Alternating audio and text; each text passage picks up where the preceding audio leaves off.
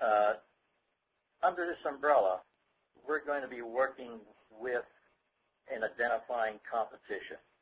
And in this process, we'll probably be allowing ourselves to make logical deductions that might influence strategy.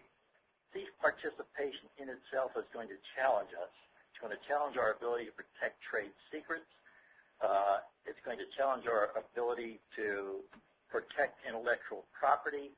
And in essence, what I think is very important is we're going to have a strategy on how we go about thief participation and how we go about protecting what we have in our back pockets. Let's begin with some basics to set the theme.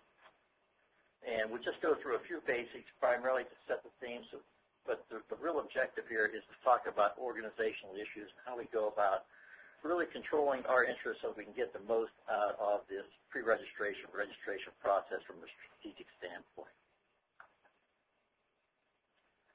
Who registers? Well, first of all, we know it's manufacturers and importers of chemical substances on their own. We know it's manufacturers and importers of chemical substances in preparation.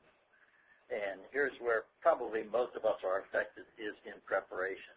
And finally, it's manufacturers and importers of articles that contain chemical substances intended to be released. If we're molding final finished products and sending them over, we may have concerns if they do contain substances that are intended to be released. Not many of us are involved in that area. Looking at first things first, pre-registration. Pre-registration is not difficult, but it must be done, and it must be done by an EU legal entity. Again, going back to our own experience, this is why we set up shop in the UK with Shepherd Europe for the sole purpose of making sure that we had a legal entity over there